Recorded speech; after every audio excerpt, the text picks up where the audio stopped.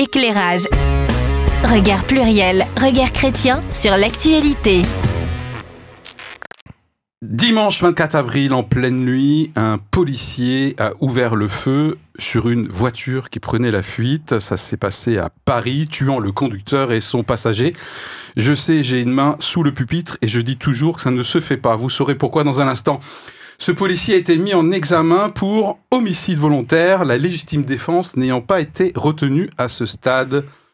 Énième fait divers ? Quoi ? Éclairage maintenant fait dans le fait divers ? Oui, mais si les forces de l'ordre avaient droit à la présomption de légitime défense, au-delà d'un fait divers supplémentaire, c'est une question actuelle et clivante dans la société, en tout cas déjà dans les programmes des récentes présidentielles. Pour Emmanuel Macron, par exemple, cette question est tranchée clairement puisqu'il a dit non. Sinon, je cite, ce serait le Far West. Eh bien justement, c'est la question que nous allons nous poser aujourd'hui avec vous. Faites-vous votre propre opinion sur cette question? Est-ce que les forces de l'ordre en France auraient droit demain à une présomption de légitime défense? Et si vous avez déjà une opinion en la matière, eh bien sachez la défendre. En ce qui nous concerne ici sur le plateau, je considérerais à titre personnel toute opinion contraire à la mienne comme une agression et je serai forcé de me défendre. Voilà. Allez, restez avec nous. Tout va bien se passer. C'est un pistolet airsoft, hein, donc pas la peine d'appeler les forces On n'est pas aux États-Unis quand même. De sécurité. Voilà. Non, il faut jamais mettre des mains sous la table. Je dis toujours ça à mes étudiants. Voilà. Question du jour. Toujours être assis dos au mur. Dans le coin, dos au mur. Question du jour. Donc du coup, la légitime défense, présomption pour les forces de l'ordre, Far West, pas Far West, favorable, pas favorable, c'est ce qu'on va voir dans une partie de débat. Vous savez qu'avant d'éclairer cette opinion, nous aimons bien déjà faire un premier tour de table sur le sujet. Ça vous a chauffé, en gros, voilà. Et puis ensuite, bien sûr, nous avons une confession et bien sûr les faits et contextes. Voilà, c'est parti. À ma gauche. Au sens littéral du terme. Ça pourrait être aussi au sens figuré. Pour ceux qui nous suivent un petit peu, vous voyez, vous savez lire entre les lignes. Alors, à ma gauche... moi, je suis très content qu'on parle des forces de l'ordre. J'ai fait un blablacar il y a un mois avec un policier. Wow. Et c'était la première fois que j'ai pu parler avec un policier. Alors, on n'a pas parlé du sujet du jour, parce qu'on ne l'avait pas encore. Okay. Donc, il faut que tu l'envoies un peu plus tôt la prochaine fois. Mais c'était très chouette. Donc, voilà, moi, ça m'a fait penser à mon trajet blablacar avec ce gentil policier en région parisienne. Gentil policier, région parisienne. Exactement. Ok, comme quoi les trois peuvent matcher parfois. Très bien. Cool, Anita. Eh ben, moi, j'aime bien l'approche de Thierry, elle me plaît bien. Ok. Eh oui. De faire des blablacars. Alors, non pas blablacar, mais j'aime bien blablacar également. Alors, de toute façon, quand j'ai vu le sujet, je me suis dit, bah oui, bien sûr, on allait le travailler, évidemment, quoi. Bon, voilà, ça me semble normal. Et oui, ça peut être intéressant d'essayer de voir tous les aspects de ce sujet, de voir. C'est pour ça que je dis j'aime bien ce que tu viens de dire, Thierry. C'est-à-dire que ça peut paraître différent de ce qui est dit habituellement par nous, peuple français, qui passons notre temps à rouspéter après toutes sortes d'autorités. Ok. David, moi, ça me donne la sensation quand même que je suis très inconfortable de discuter de ces sujets-là, alors que je suis vraiment pas confronté aux situations de tension extrême qui peut amener à savoir comment il faut réagir quand on se sent en danger, quand il y a un danger. Et tu vois, c'est amusant. Tu as sorti ce pistolet, oui. Ça crée un froid tout de suite. Hein. Enfin, tout d'un coup, on se dit, mais quand on a ça entre les mains, les choses peuvent basculer très vite. C'est quelque chose qui peut tuer très vite quelqu'un. Et c'est un pouvoir énorme et en même temps qui a soit une autorité. Et voilà, je trouve que ça demande un effort mental pour arriver à se mettre dans une situation qui nous est souvent très lointaine et imaginer qu'en quelques fractions de secondes, tout peut basculer. Ok, très bien.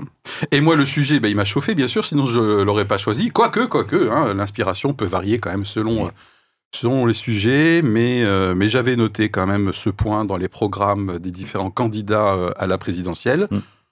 Je pense que quelque part, c'est une question peut-être secondaire, mais qui va être reposée dans le cadre des législatives du mois de juin, notamment puisque La gauche, apparemment, c'est pas mal regroupé autour de Jean-Luc Mélenchon et de programme La France Insoumise, qui globalement est plutôt très critique concernant la police, et du coup, à mon avis, enfin pas à mon avis d'ailleurs, sont très défavorables répondrait carrément non à la question du jour.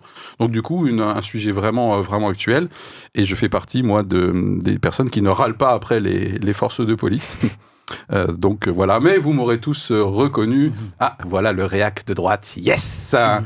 Et on termine ce petit tour de table avec un petit jingle et une confession. Éclairage. Regard pluriel, regard chrétien sur l'actualité. Alors, un policier qui tire sur une voiture en fuite, le tir entraîne la mort de 2 personnes. Pour le policier, c'est de la légitime défense. Pour le juge d'instruction, cela relève d'une mise en examen pour violence volontaire. Voilà exactement le genre de situation qui est propre à susciter des discussions plutôt enflammées, que ce soit autour des tables familiales ou de la machine à café dans les entreprises. Et propre à réanimer ou ranimer les arrière-plans idéologiques de chacun. Allez, on y va de façon un peu grossière et caricaturale. Le clan de droite penchera probablement vers la défense du policier et le clan de gauche revendiquera l'abus de pouvoir. Je fais preuve de caricature également. Cela me renvoie en fait à une double expérience personnelle. Je me suis retrouvé, comme ça peut arriver à n'importe quel citoyen, dans la situation d'être contrôlé par des forces de l'ordre à un moment où c'était un peu tendu.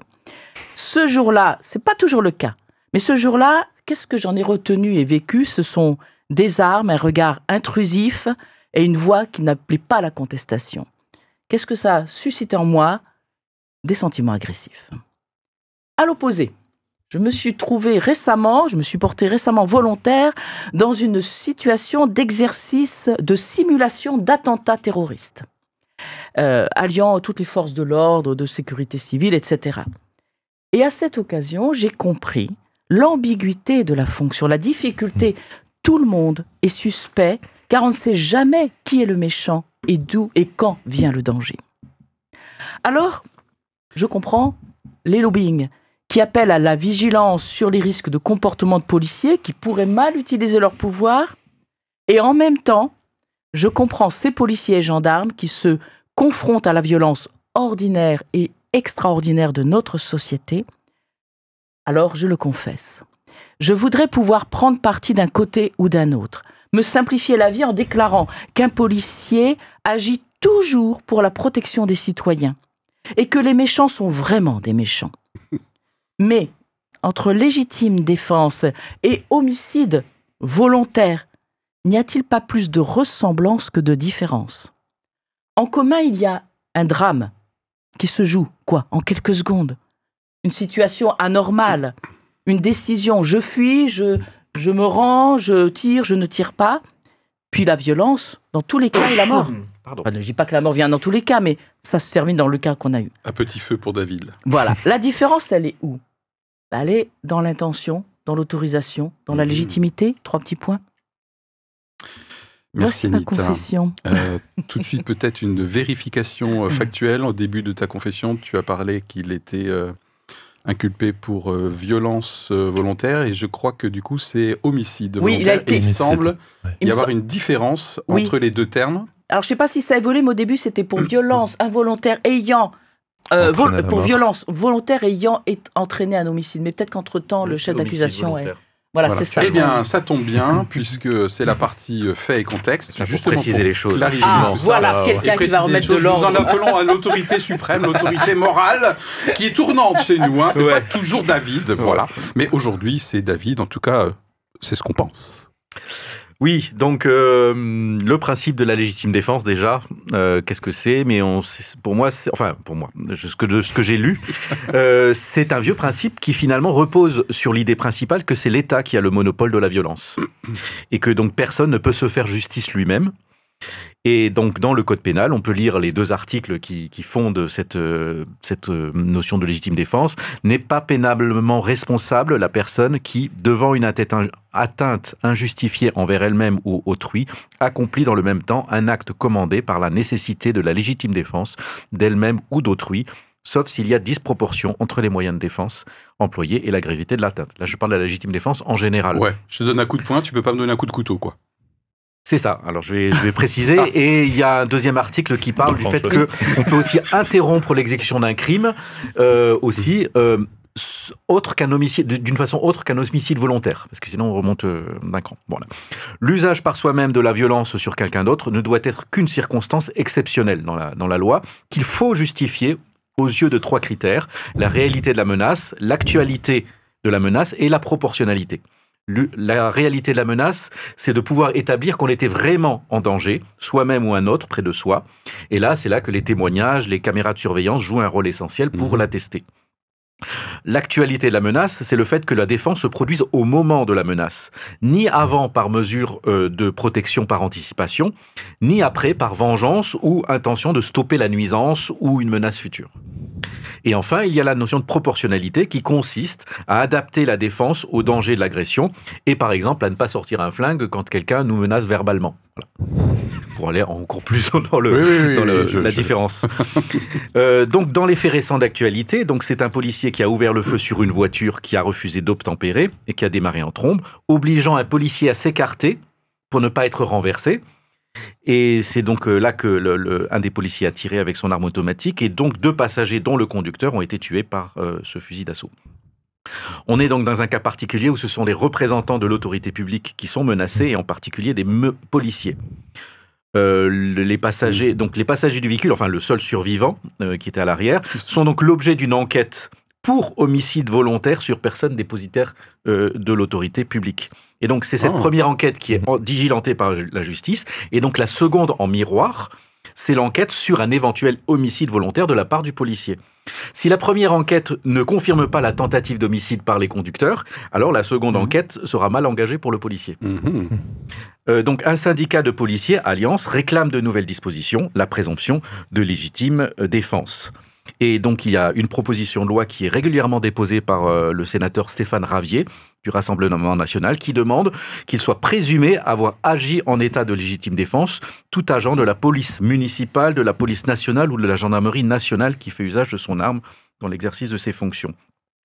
Et là, on voit que effectivement, le droit prévoit qu'une enquête soit toujours diligentée lorsqu'il y a un homicide pour établir la réalité de la légitime défense et sa proportionnalité. La présomption de légitime défense donc suppose qu'il n'y a pas forcément besoin d'enquête et que le service du policier concerné ne soit pas perturbé. Parce que c'est aussi une des choses qui dérange les policiers et les syndicats de police, c'est qu'en fait, quand une personne est incriminée, on la met à l'écart de son service et donc elle ne peut plus exercer normalement son travail. Ce policier réunionnais, là, il est mis de côté, contact, pas de service, pas de contact, avec obligation de soins. Donc j'ai pas réussi à savoir exactement ce que ça signifiait. Il faut savoir que le cadre de la légitime défense est depuis longtemps largement plus large chez les gendarmes, avec cette disposition de la sommation avant de tirer, qu'on connaît un peu tous. Donc il faut savoir donc aussi qu'une loi de 2017 a accordé aux policiers certaines dispositions, jusque-là réservées aux gendarmes. Cela faisait suite aux attentats de 2015 et aussi à une attaque de policiers au cocktail Molotov qui avait fait beaucoup d'émotions dans les syndicats de police, mais aussi un vrai vent de fronde chez les policiers de désobéissance suite à cela, qui demandaient à être mieux protégés et à avoir le droit de mieux se protéger. Parce que effectivement, chez les gendarmes, on a des dispositions supplémentaires pour élargir la notion de légitime défense et l'usage légitime de la force. Lorsque des violences ou des voies de fait sont exercées contre eux, ou lorsqu'ils sont menacés par des individus armés, on va dire que ça c'est le cas à peu près habituel, mais lorsqu'ils ne peuvent défendre autrement le terrain qu'ils occupent. Donc l'idée que s'ils ont une mission d'occuper un terrain, ils peuvent avoir le droit d'utiliser l'arme s'ils n'ont pas d'autres moyens pour accomplir cette mission. Troisièmement aussi, lorsque des personnes invitées à s'arrêter par des appels répétés « halte gendarmerie », fait à haute voix, cherchent à s'échapper de leur garde et ou à leur investigation et ne peuvent être contraintes de s'arrêter que par l'usage de l'arme. Donc refus d'obtempérer peut, chez les gendarmes, être légitimement arrêté par l'usage des armes. Et aussi, lorsqu'ils ne peuvent immobiliser autrement les véhicules, embarcations ou autres moyens de transport dont les conducteurs n'obtempèrent pas à l'ordre d'arrêt. On est à peu près dans le cas là. Ça voudrait dire que aujourd'hui, les policiers ont à peu près les mêmes droits que les gendarmes de se servir de leur arme si ça respecte les 3 critères qui est la nécessité, l'actualité et la proportionnalité. Donc, depuis cette loi de 2017, ils peuvent donc utiliser leur arme après 2 sommations pour arrêter des personnes qui cherchent à échapper à leur garde et sont susceptibles de perpétrer dans leur fuite des atteintes à leur vie ou à celle d'autrui. Et c'est là que certainement qu'il y a toute une enquête pour savoir si le fait de laisser partir une voiture en trombe sur des quais peut poser un danger pour les policiers immédiatement, mais aussi pour l'entourage. Voilà. En plus, avec tout le contexte des menaces terroristes qu'on ne peut pas toujours... qu'on a parfois une seconde pour décider si c'en est une. Dans tous les cas, cette légitime défense n'est pas présumée et demande par une enquête interne au minimum de vérifier les critères.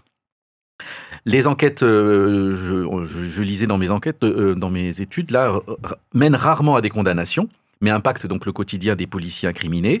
D'ailleurs, l'IGPN se plaint de ne pas arriver à faire correctement aussi ces enquêtes, parce que parfois ça met trop de temps entre le moment où la plainte, par exemple, d'un gilet jaune vient, que ça remonte dans les différents étages pour arriver à l'IGPN. Parfois, les vidéos de surveillance ne sont plus disponibles, ont été effacées.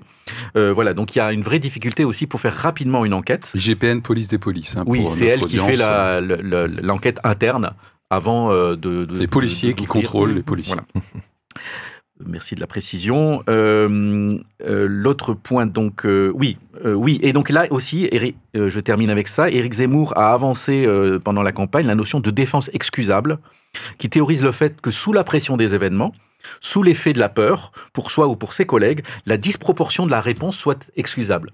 C'est-à-dire que même si l'autre ne menaçait pas avec une arme, si les choses vont très vite et qu'il y a une mise en pression, le policier se sent très coincé, voilà, la proposition, c'est que cette défense excusable permettrait quand même d'arriver à accepter que quelqu'un s'est servi de son arme et a tué une personne, même si elle-même n'était pas directement, immédiatement oui, parce que par exemple, tu disais, on a une seconde pour savoir si c'est un acte terroriste ou pas, par exemple, il y a quelques instants. Et donc, je termine avec cette précision, donc, pour être complet, que Emmanuel Macron, effectivement, n'a pas voulu aller au-delà de la loi actuelle de 2017, qui a déjà quand même beaucoup fait évoluer les choses pour les policiers. Nous ne voulons pas donc rentrer dans le Far West. Et je pense qu'on va discuter de tout cela. La question du jour. Merci beaucoup, David. On complète le cas échéant, ces faits et contextes avant qu'on se positionne. À noter que sous un président de droite, Sarkozy, avec Guéant, était également contre, donc était sur le même fil que Emmanuel Macron. Ça m'a surpris d'ailleurs, j'ai vu ça dans les faits et contextes. Donc Sarkozy et Guéant étaient contre. Oui, mais Sarkozy était là avant 2017, oui. Et donc lui avait milité pour la présomption de légitime défense. Ok, d'accord. On peut noter également qu'il y a eu donc des manifestations, je crois que c'était le 2 mai. Oui. Le 2 mai de plusieurs syndicats de police, pas tous, et à noter que le même jour, il y a eu une contre-manifestation, quelques rues plus loin. Notamment, je crois, organisé par le collectif Urgence, la police... Notre police assassine. La police assassine. Et puis, il y a eu également une marche blanche pour donc, les deux victimes, dont les prénoms sont, si je prononce bien, Boubacar et Fadjigui. Un terme qui me semble peut-être important dans les faits, peut-être même plus dans les contextes, c'est qu'on parle beaucoup de violence policière aussi. Oui. Et je pense qu'on mélange d'ailleurs aussi un peu tout, entre violence policière, entre cette légitime défense, entre ce qui se passe aux États-Unis. Voilà. Mais ce qui se passe aux États-Unis et ce qui se passe chez nous en France. Et donc on parlait de ce collectif, du coup, Urgence, notre police assassine, qui a aussi été créé dans le cadre de ce qui a été dit comme une violence policière, dans le cadre du meurtre d'Amin Bentoussi dans le début des années 2010. Donc il y a aussi tout un contexte autour de défiance et de cette notion de violence policière. Oui, encore une fois, si vous voulez vous faire une opinion sur un sujet un petit peu clivant, même si ça peut chatouiller, c'est un effort que nous faisons pour préparer nos émissions, qu'on vous encourage à faire, c'est de regarder des médias, a priori, que vous ne regarderiez pas. Je vais dire, moi, pour me préparer mon émission, j'ai écouté la sœur de Amin Bentoussi jusqu'au bout. Voilà, ça m'a... J'ai pas dit que c'était super agréable à entendre, voilà, mais je trouve que c'est intéressant, à un moment donné, d'aller sur des médias qui sont opposés à ceux que je consulte habituellement et qui ont tendance, évidemment, à me conforter dans ce que je pense. Tout être humain, je pense, à ce biais-là. En tout cas, moi, je l'ai. Voilà. Merci pour cette précision. On parlait des programmes des candidats à la présidentielle. Précisément, effectivement, ce sont tous des candidats de droite. Tu parlais de ça tout à l'heure, Thierry. Donc, très concrètement, ça faisait partie de leur programme, cette présomption de légitime défense pour les forces de l'ordre, donc à savoir Éric Zemmour, Marine Le Pen, Nicolas Dupont-Aignan et même Valérie Pécresse. Oui. Et de l'autre côté, il y avait même des désirs de désarmer la police pour un certain nombre de cas. Ah oui, c'est vrai, j'ai oublié. Et de dénoncer notamment Alliance Police de factieux, hein, c'est ce qu'a dit Mélenchon. Et moi, c'est quelque chose qui m'embête, alors on en parlera peut-être un peu, mais c'est cette hyper-politisation de ce débat. Alors bien sûr, c'est un débat important, on parle de textes de loi, donc concrètement, on est dans la politique, mais on en revient quand même beaucoup entre que pense la droite et que pense la gauche, et si on pense quelque chose, on va être étiqueté à droite, et si on pense l'autre chose, on va être étiqueté à gauche. Il y a quand même une hyper-politisation derrière une question de vie humaine, derrière une question de comment je vais manier mon arme, comment je vais réagir dans une situation. Là où il y a de l'humain, là où il y a de l'intime, là où il y a un côté très chaud, il y a quand même beaucoup de politique dans cette histoire. Alors, juste pour cette sortie de fait et contexte que tu as fait, là, pour me raccrocher, il y a le fait que quand on dit quelque chose, on va être il y a le fait que quand on dit quelque chose, on va être étiqueté à droite ou à gauche, et il y a le fait que quand on dit qu'on est à gauche, on va être essentialisé dans l'idée qu'on forcément, alors on pense ça sur la police, on pense ça pour ça, voilà. Et c'est l'effet inverse, moi, auquel je suis toujours sensible, c'est que si je suis à gauche, ça ne veut pas forcément dire que j'ai une pensée unique et binaire sur un sujet. À titre individuel, mais enfin, on peut comprendre quand même ces caricatures. À titre collectif. La France insoumise et les flics, c'est pas vraiment le super grand amour quand même. Hein. Enfin bon, voilà. Un seul amour pour toujours. Non, mais ça, c'est le Racing Club de Strasbourg, pardon. Ouais, alors, dédicace quand même pour notre club local. Ça, c'est notre prochain sujet. Prochain sujet. Je donne quelques miettes de temps en temps à Thierry qui n'aspire qu'à une chose, c'est qu'on ait un sujet sur le foot. Voilà, donc du coup, là, ces quelques miettes que je viens de donner va peut-être le faire tenir jusqu'à la saison 6. Merci. C'était bien pour le petit-déj, quelques miettes, ça donne... Voilà, je pense qu'on a terminé la partie fait et contexte. Je m'étais noté encore, je crois... Une chose, contexte, difficulté relationnelle entre la police et la justice. D'ailleurs, il y a au moins un syndicat qui dit le problème de la police, c'est la justice. Hein, c'est classique, hein, on arrête des mecs, déjà nous, on craint de se faire condamner, et puis en plus les mecs, on les retrouve le lendemain en train de nous faire coucou. Voilà, donc en gros, il y a un vrai clivage actuel entre c'est quand même agaçant, je pense, pour... Enfin, agaçant. Mais oui, pour un policier. Non, mais c'est vrai, c'est souvent quelque chose. C'est souvent quelque chose qui revient, c'est-à-dire que ils vont faire des enquêtes. Parfois, c'est du travail de plusieurs mois. Et puis au final, il va rien se passer. Pour eux. Donc on peut comprendre que ça soit. Allez, on est en train de riper sur la partie débat. Ah oui, là, complètement là, s'il vous plaît, on vote. Allez. Tu veux qu'on vote pour quoi? Il y avait un jingle qui allait sortir là. Allô?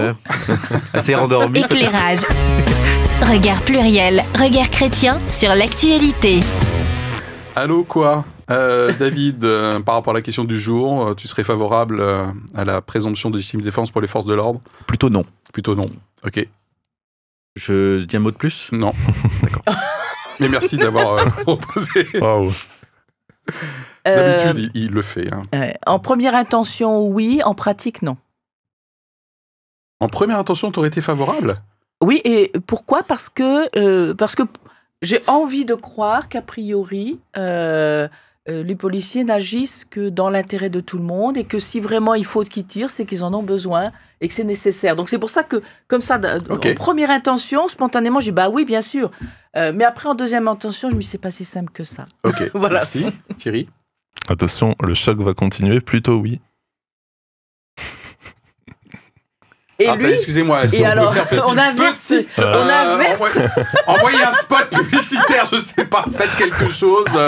Y a pas un verre d'eau, quelque chose. Un verre d'eau ou quelque chose d'un peu plus fort. Oui, parce que du coup, la surprise va continuer. Alors moi, me concernant, d'abord, je dis bah oui, évidemment, il faut. Moi, je suis assez pro-flic en général, hein, et je dis souvent, voilà, les flics, c'est des gentils, et il y a de temps en temps des méchants, et les méchants, c'est l'inverse, c'est des méchants, et des fois, il y a des gentils dedans. Voilà, je sais, c'est un peu simpliste. Eh bien, en fait, en préparant l'émission, je me suis dit peut-être que l'article L435.1 est déjà pas mal. Tu peux l'expliciter parce qu'on ne l'a pas cité. C'est la loi de 2017 que tu as citée, qui assouplit déjà l'usage des armes à feu, notamment par rapport au refus d'obtempérer. D'accord, donc en fait c'est le fait d'aligner pour les policiers ce qui était déjà possible pour les gendarmes et que j'ai mentionné, parce que j'ai pas noté sous la main là, voilà, code de la sécurité intérieure en vigueur depuis le 2 mars 2017. Ceux qui vilipendent les violences policières sont vent debout contre cette extension de l'usage des armes. Notamment la sœur Mentoussi dit clairement qu'aujourd'hui, les gars ou les filles, si vous faites un refus d'obtempérer, la loi prévoit que vous pourriez faire l'objet de tirs. Voilà. Donc du coup, ma position personnelle aurait été spontanément très favorable. Je suis plus mitigé en pratique. Notamment pour un argument que je développerai peut-être tout à l'heure, qui est du fait qu'il faut vraiment être bien dans ses baskets pour, dans l'urgence, savoir faire usage d'une force disproportionnée. Et est-ce que nos forces de l'ordre, je ne suis pas en train de dire qu'ils ne sont pas bien dans leur basket, est-ce qu'ils ont une formation en adéquation avec cette responsabilité dans une seconde de délimiter, ouais mais là c'est ma vengeance, il m'a fait un doigt d'honneur, etc. Non mais sérieux quoi. On est des êtres humains et eux aussi. Tout à fait. Ouais. Et franchement, je pense que c'est chaud patate, compte tenu du contexte. Donc du coup, je serais plus mitigé. Je ne sais même pas si je voterai oui demain si j'étais député. C'est le monde à l'envers, je ne sais pas ce qui se passe aujourd'hui. Franchement, cette émission est incroyable aujourd'hui. Alors, chers amis, si vous nous suivez, vous devez comprendre. Bon, alors là, moi, je me suis mis en théorie et en pratique, aligné tout de suite, que c'est mieux. Alors, David, c'est un mec aligné. Voilà, très bien. Allez, bon, puisqu'on parle d'alignement, commençons, je propose, par effectivement tous les arguments qui peuvent être ici présents sur le plateau et vous qui nous regardez, qui nous écoutez, comme quoi vous seriez plutôt favorable à cette revendication de quelques syndicats de la police, donc d'avoir une présomption de légitime défense dans l'exercice, bien sûr, de leurs fonctions avec leurs armes de service. C'est parti pour les arguments plutôt pour, et donc qui seraient contre l'avis de M. Macron, qui lui dirait que ça serait le Far West. David. Oui, moi je me fais la réflexion quand même qui est que, effectivement, l'injonction d'obtempérer, de quelle façon elle a une certaine efficacité ? Si de toute façon, si même on force le passage avec sa voiture alors qu'on a été avec des policiers qui sont armés, on risque rien, quoi. On risque pas grand-chose parce qu'effectivement, on est conscient que le policier va avoir des gros problèmes s'il nous tire dessus, bien plus que nous si on fuit en voiture. Et de toute façon, bon, le malfaiteur, s'il a vraiment quelque chose à se reprocher, effectivement, il a tout intérêt à fuir parce que c'est pas comme si nous on a un contrôle de police. Bon, c'est un peu stressant, mais en gros, il y a toutes les chances qu'on trouve rien dans notre coffre. Bon, le malfaiteur qui fuit, en général, il a une raison de le faire. Il faut surtout pas que je dise ça si vous dites maltraitance animale. Des fois, il faut penser à tout.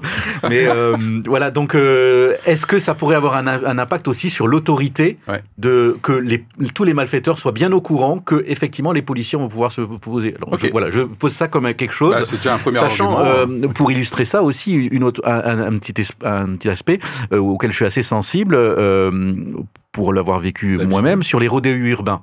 Donc on a des motos qui vont à toute blinde, mais si moi je brûle un feu rouge, mais j'ai toutes les chances de me faire arrêter, de perdre des points au permis. Et quand on voit des chauffeurs et des groupes de motards monter sur les trottoirs et personne ne les arrête, alors ça bouge un petit peu quand même, mais personne ne les arrête. On se dit, mais ce sont des impunités. Il tient aussi au fait qu'on sait qu'aucune voiture ne va poursuivre un motard et essayer de l'arrêter parce qu'elle risque de le tuer ou de le faire un accident. Et voilà, donc ce sentiment quand même que le policier a cher à payer d'arrêter de façon violente quelqu'un qui fait quelque chose, que moi qui a aucune raison de fuir et d'encourir ça. Voilà, ça chatouille un petit peu, sachant qu'aussi le policier il a non seulement peur de blesser ça et d'être poursuivi personnellement, mais aussi de provoquer des émeutes dans un quartier. Donc c'est assez compliqué.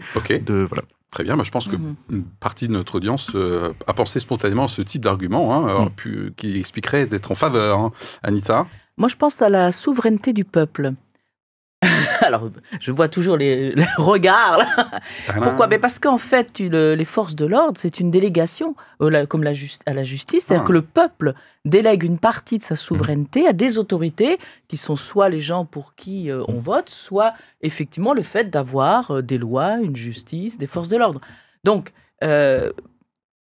je dis bien d'un point de vue théorique purement formel, c'est dire le peuple dit la police est là pour assurer notre protection, donc donnons-lui jusqu'au bout tous les moyens. Donc on pourrait, pour moi je pense qu'il y a aussi cette question de la souveraineté du peuple qui est accordée. Voilà. Et je refais le lien avec le préambule que j'ai fait, la légitime défense interdit de se faire soi-même justice parce que c'est l'État qui a le monopole de la justice, de la violence. Mais donc il faut avoir une certaine confiance que l'État va l'utiliser, cette violence, pour nous protéger, parce que si on perd cette confiance-là, à ce moment-là, on va plaider pour des milices privées et par une défense personnelle, si on estime que l'État ne va pas utiliser son droit. Qui est un argument clivant, puisque la contre-manifestation, pour elle, c'est vraiment à l'opposé. A priori, il y a du racisme systématique dans la police. D'ailleurs, la contre-manifestation disait que ça suffit maintenant que ce soit des personnes racisés et de milieux populaires qui sont les victimes. C'est le terme qui a été cité dans la contre-manifestation par rapport à la fusillade du Pont-Neuf, le fait divers dont on a parlé. Thierry, merci d'avoir patienté jusqu'ici. Ça, oui. La proposition de loi est donc peut-être le côté plus donc on parle de la présomption de légitime défense pour les policiers. Et ça me semble important parce qu'on n'est pas en train juste de parler de nous en tant que citoyens lambda, on est en train de parler de policiers. Et en fait, je me suis dit, mais c'est quoi la mission de la police? Et la mission de la police, alors il s'agit pour nos policiers d'assurer la sécurité des personnes, des biens et des institutions. Cette mission a un but répressif et préventif. Tu parlais avant du côté humain. Je suis humain, je suis en face d'une situation dangereuse, peut-être dangereuse pour le bien commun, pour la société, ou pour moi parce que j'ai une voiture qui me fonce dessus, ou j'ai quelqu'un qui me pointe une arme. On est quand même du coup en présence d'hommes et femmes qui effectivement ont un vrai, pour le coup, un vrai flingue en main, ou une arme beaucoup plus importante, d'ailleurs comme ce policier... Regarde, j'ai fait l'armée, j'étais dans les chars, donc j'avais des gros calibres. Et en fait, on est dans une situation, effectivement, où des personnes doivent réagir de manière immédiate. Et c'est d'ailleurs ça aussi, un des points de cette légitime défense. C'est pas 15 minutes après, en fait. C'est immédiate. Donc, c'est pour ça que je suis plutôt dans le oui.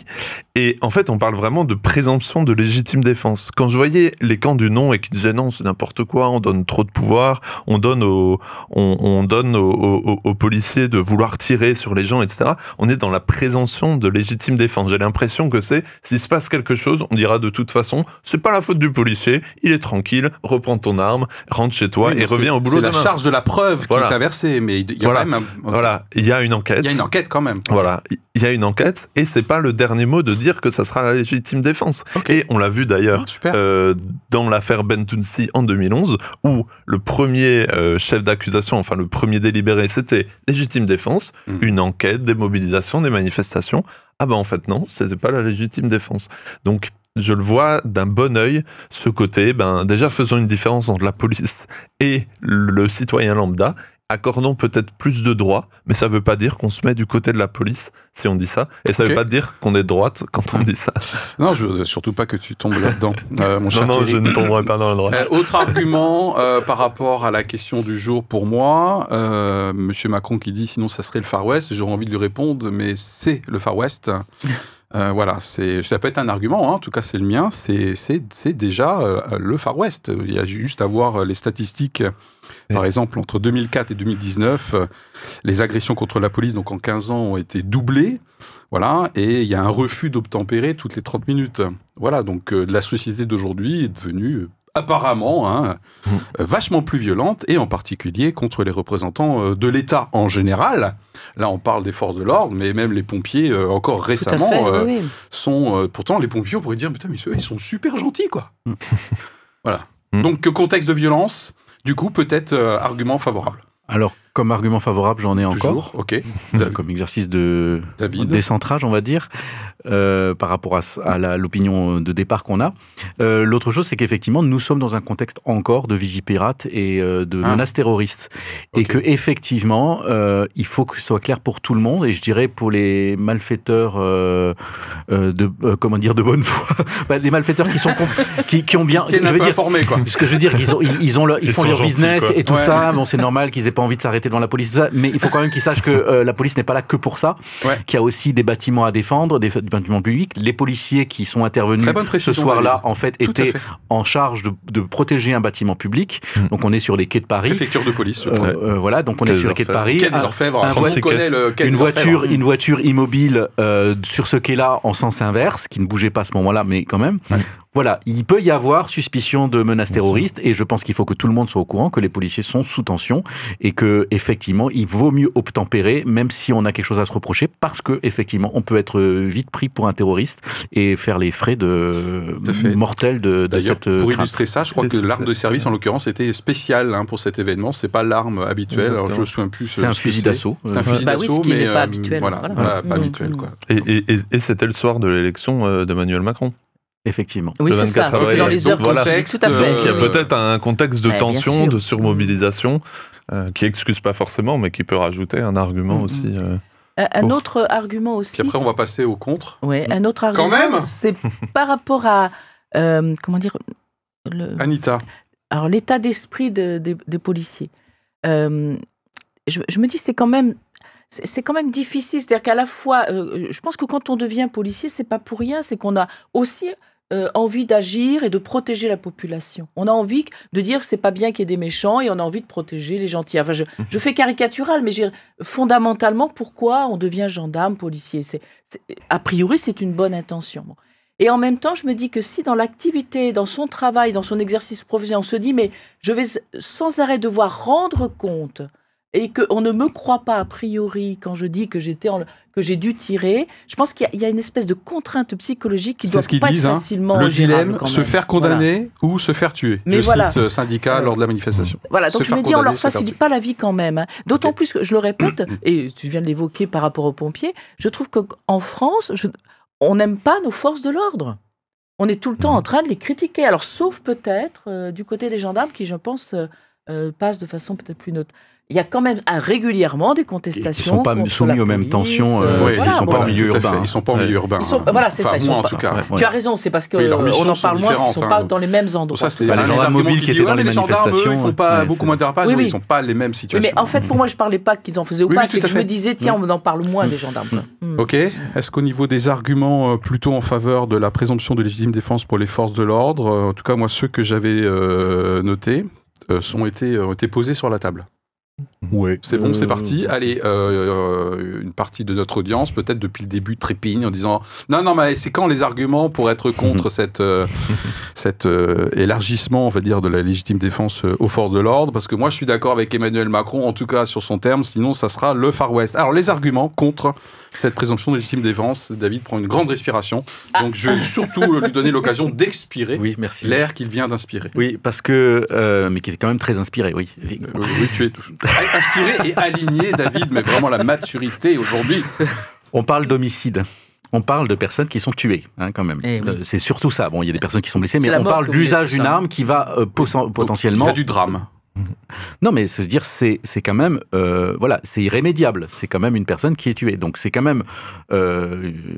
c'est une personne qui c'est pas une peine de mort, mais d'une certaine façon, c'est une justice qui aboutit à la mort. Okay. Donc, c'est quand même mettre une responsabilité de justice, finalement, presque, d'action de police, et en même temps de justice, puisqu'on arrête la personne, et finalement, elle est condamnée directement, quoi. Oui, les opposants disent, d'ailleurs, nous, on défend le droit à la vie. Voilà, donc, oui.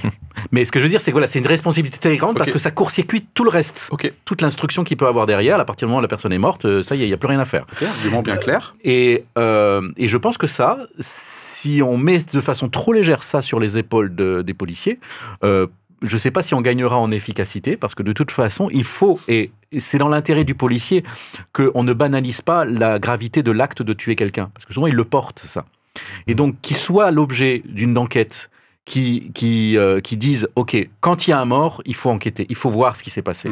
Ne serait-ce que pour que tout soit clair, et que la personne soit complètement délivrée du poids d'avoir tué quelqu'un, tout le malfaiteur qu'il soit, et que ça soit considéré comme une vraie légitime défense, ou pas seulement légitime défense, puisqu'on a vu que la loi 2017, c'est aussi de faire obtempérer quelqu'un dans des situations où c'est vraiment nécessaire. Ouais. Ok.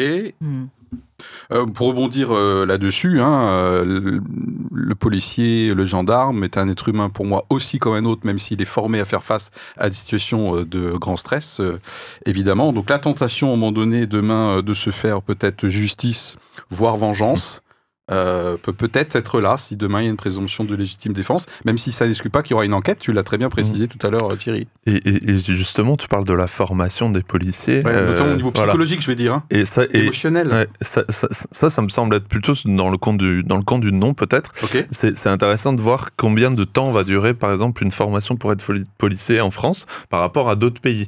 C'est raccourci d'ailleurs. En France, au bout d'un an, on peut se retrouver effectivement avec une arme dans la rue à intervenir en cas de danger.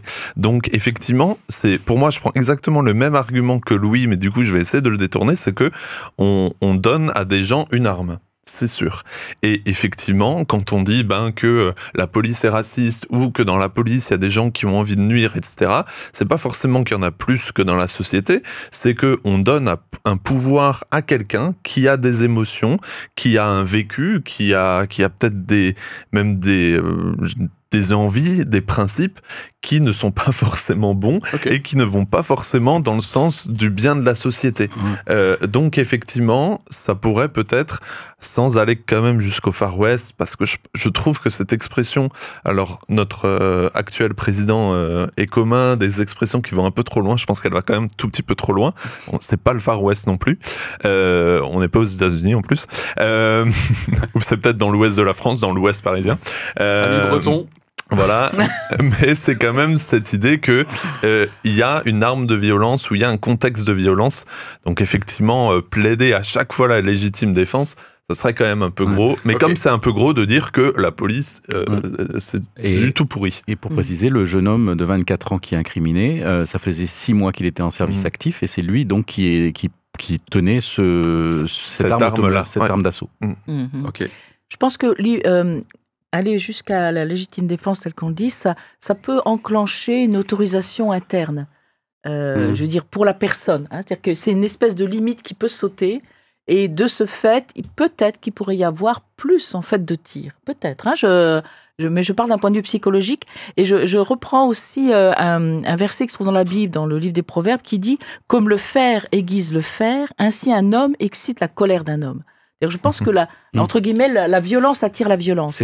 Oui, et donc, il y a une limite à mettre quelque part, et cette limite, c'est peut-être celle de la plus ou moins grande autorisation, parce que la loi de 2017 leur donne déjà de nouveaux moyens, qui me semblent d'ailleurs naturels, légitimes, mais la légitime défense d'emblée, on libère quelque chose, libère. Ouais, et par rapport à ça, effectivement, David, on est dans l'exemple que je donnais, qui était un peu dans le pour, c'est-à-dire effectivement l'injonction d'obtempérer, effectivement, les malfaiteurs, ils vont peut-être réfléchir à 2 fois avant de partir, s'ils savent qu'on peut les tirer dessus. Mais à l'inverse, si ils savent qu'ils risquent de se faire tirer dessus, ils vont peut-être, avant de fuir, sortir leur arme et tirer. Donc c'est le fait qu'effectivement, on se déplace dans un registre de violence qui fait que les policiers sont vus comme des cow-boys qui peuvent dégainer n'importe quand et qui seront légitimés. Eh bien, les malfaiteurs pourront effectivement, possiblement se sentir légitimés à être ultra violents avec les policiers parce que de toute façon, ils n'auront rien à perdre puisque de toute façon, ils risquent de se faire tirer dessus. Ok, donc risque d'engrenage. Est-ce qu'on a terminé sur les arguments? J'aurais un autre point encore. Oui, et puis on est proche de la fin. Oui, c'est sur la difficulté de mener des enquêtes. Alors, je ne sais pas si c'est en pour ou en contre, mais là, généralement, il y a une enquête à chaque fois qu'il y a un mort. Donc, c'est une difficulté pour les services de suivre ça. Mais maintenant, si jamais c'est devenu normal et qu'on considère que c'est le policier est pleinement investi du droit d'évaluer si c'était nécessaire ou pas, les enquêtes pour vraiment, quand il y a un doute, vont être beaucoup plus compliquées parce qu'il va y avoir une sorte de frein de la hiérarchie puisque ça sera plus naturel et on va forcément avoir du mal à établir la vérité parce que il va y avoir plus de freins et plus de délais. Et je pense que là, si c'est acté que quand il y a un mort, il y a une enquête, on mobilise tout, les services ont les moyens de le vérifier. Voilà, on va vite, on n'immobilise pas trop longtemps le policier, mais on ne laisse pas des preuves disparaître. Peut-être, j'aimerais bien rajouter peut-être un point de vue biblique. qui, je pense, ne tranche pas, puisque à la fois, d'un côté, la Bible nous dit, notamment dans le Nouveau Testament, que les autorités sont là justement pour, comment dire, la paix de la société, pour la protection de la société, et qu'on doit faire confiance, qu'il y a des autorités, et que celui qui n'a rien fait ne doit pas craindre l'autorité, et que celui qui agit bien doit l'apprécier. Et en même temps, la Bible nous dit, n'usez pas de violence, ne répandez point de sang innocent. Donc je pense qu'elle est dans cet entre-deux qui est et l'autorité et d'éviter la violence. Waouh. Peut-être pour... Thierry, puis on va se quitter. Pour continuer là-dessus, j'ai lu une phrase, je ne sais plus l'article, peut-être que je te l'enverrai, on pourra le mettre en description de la vidéo. J'ai lu une phrase qui m'a parlé, qui était l'amour pour les hommes, la nécessité de valoriser la justice, donc on peut dire des valeurs bibliques, peut conduire à résister à une action violente pour ne pas laisser libre cours à l'injustice. Et cette phrase m'a fait réfléchir là-dessus. Eh bien, écoutez, c'est sur ces phrases que nous allons nous quitter aujourd'hui. Merci de nous avoir suivis. Le sujet n'est sans doute pas épuisé, mais peut-être que nous le sommes. Et puis maintenant, du coup, j'ai même pas besoin de ça. Je peux tout à fait rengainer, puisque du coup, je me sens complètement paisible et aligné. Extraordinaire. Avec l'équipe du jour. On va quand même éloigner ça. Allez, pointez vers nous. Au revoir, à la prochaine. Ciao.